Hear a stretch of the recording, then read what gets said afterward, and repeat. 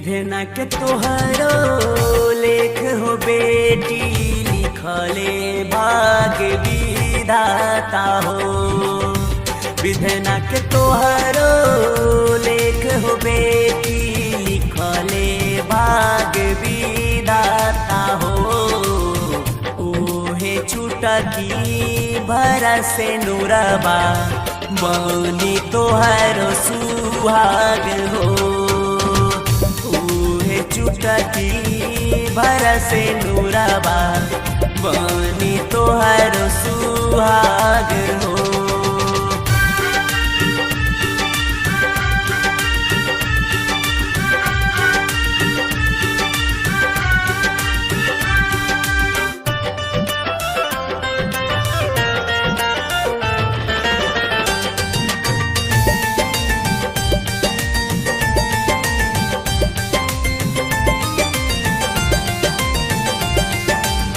सब दिन घर में रखला हो पापा बेटी के सहेज के।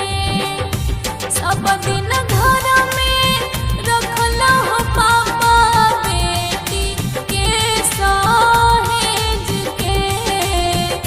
आज काहे बनवले बाहर पत्थर कॉलेज के। आज काहे बनवले बाहर पत्थर कॉलेज के।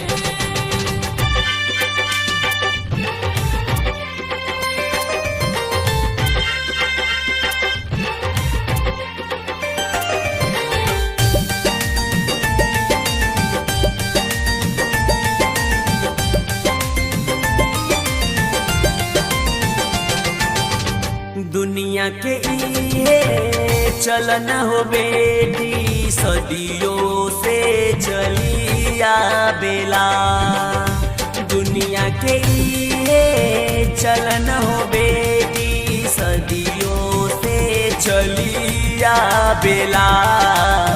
पापा घर जन्मते बेटी, पाहुन बन के रहेला। पापा घर जन्मते बेटी, पाहुन बन के रहेला।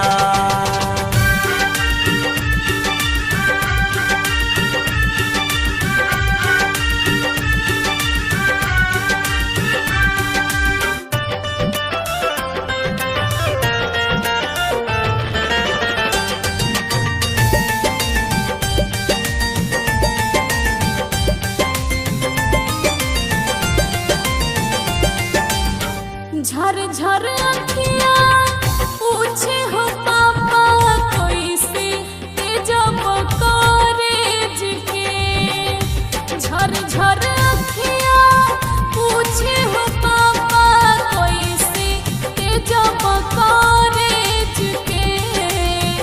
कैसे घर में रहब हो पापा, दूर हमके भेज के। कैसे घर में रहब हो पापा, दूर हमके भेज के।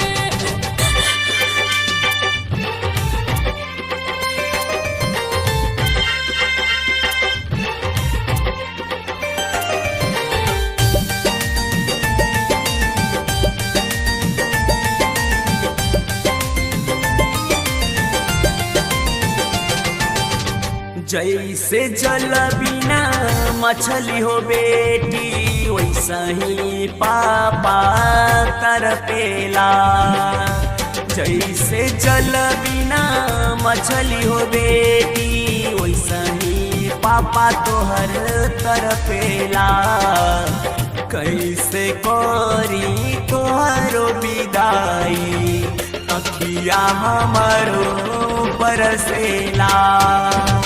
कैसे करी तोहरो विदाई, अखिया हमारो बरसेला।